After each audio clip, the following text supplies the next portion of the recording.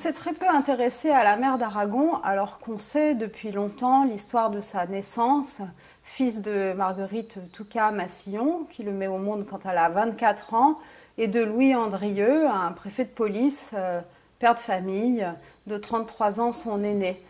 On a toujours porté l'attention sur le père dans cette histoire, le père de cet enfant naturel qui ne le reconnaît pas. Et d'elle, on a très peu dit. Les biographes la cantonnent dans quelques lignes ou dans quelques bas de page, les biographes d'Aragon bien sûr, et les œuvres même d'Aragon lui laissent une toute petite présence. La femme qu'on associe à Aragon, c'est pas sa mère, c'est Elsa, qui est une espèce de nom de l'amour pour Aragon. Et c'est en fonction de cette absence relative, qui est à mon avis une vraie présence, que j'ai voulu écrire ce livre, pour essayer de comprendre comment cette femme, si peu connue, si peu concernée, semble-t-il, par ceux qui travaillent, réfléchissent, commentent l'œuvre d'Aragon et par ceux qui le lisent, comment cette femme a eu une importance considérable, quoiqu'elle reste en partie invisible.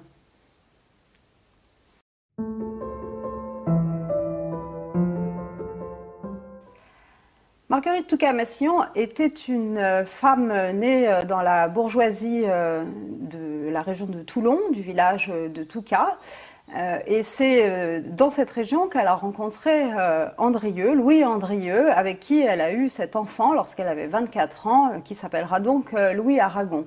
C'est la fille aînée d'une famille dont le père s'est éloigné, qui l'a abandonnée, et elle est restée toute sa vie confrontée à sa mère, dont j'imagine qu'elle a voulu qu'elle fasse passer l'enfant, qu'elle ne garde pas cet enfant dont elle était enceinte.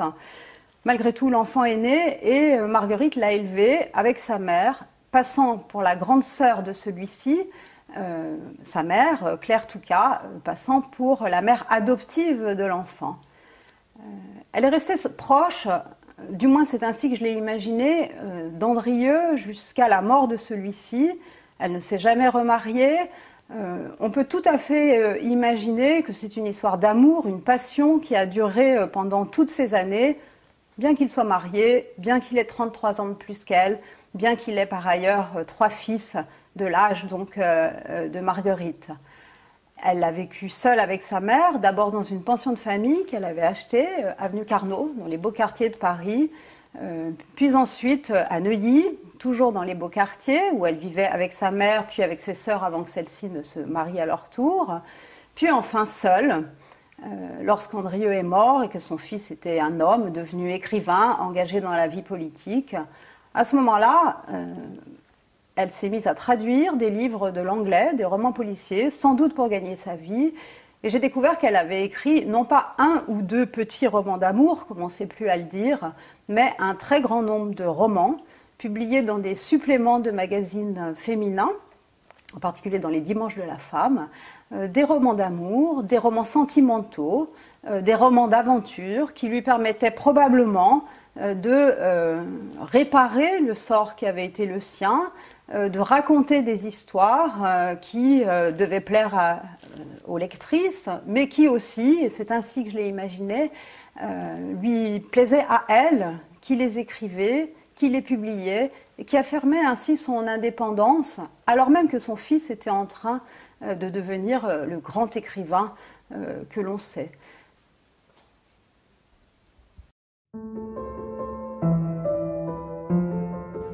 Sans doute sa mère a joué un rôle considérable, quoiqu'elle ait très peu de place dans son œuvre. C'est un écrivain qui a un sens du féminin incomparable. C'est le chanteur, c'est le poète de l'amour, de la grande tradition lyrique, et le nom de l'amour, c'est Elsa. Elsa et Marguerite ne se sont jamais rencontrées, comme s'il avait fallu qu'ils les tiennent à distance l'une de l'autre, qui écrivaient l'une et l'autre, Elsa l'étrangère, Marguerite la mère invisible.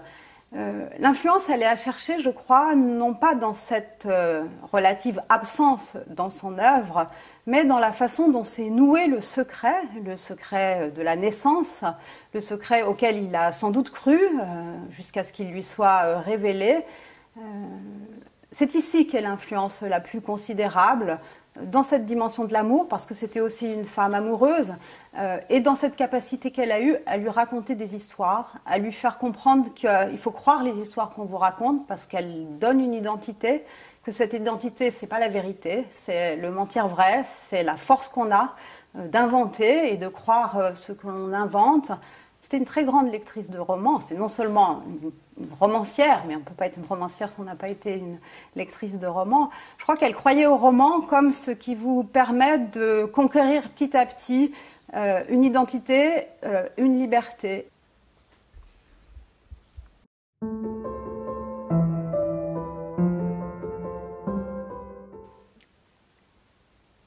Au départ, j'étais frappée par la tension qu'il y a entre l'hypervisibilité d'Aragon écrivain, mais aussi du couple qu'il forme avec Elsa Triolet et de ce mythe amoureux qu'il a construit, et la quasi-invisibilité de cette femme dont on sait peu de choses. Et c'est ce qui a d'abord motivé mon enquête. J'ai essayé de rassembler les traces qu'on pouvait avoir d'elle. J'ai lu les livres qu'elle a écrits, mais somme toute, c'était peu de choses.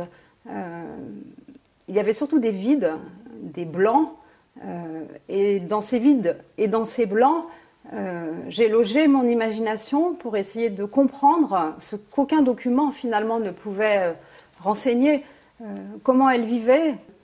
Donc il y a eu d'abord une énigme, essayer de comprendre pourquoi d'elle on savait si peu de choses, et puis peu à peu un attachement et la certitude que pour raconter cette histoire, il fallait laisser sa place à l'imagination, au plus près de ce qu'a été, je crois, la réalité, en m'interrogeant moi aussi sur ce qui m'attachait à elle, pour petit à petit réduire cette part d'ombre, réduire cette sorte d'invisibilité qui l'entourait, puisqu'aussi bien elle aurait pu rester un personnage de second plan dans la vie du grand écrivain Aragon.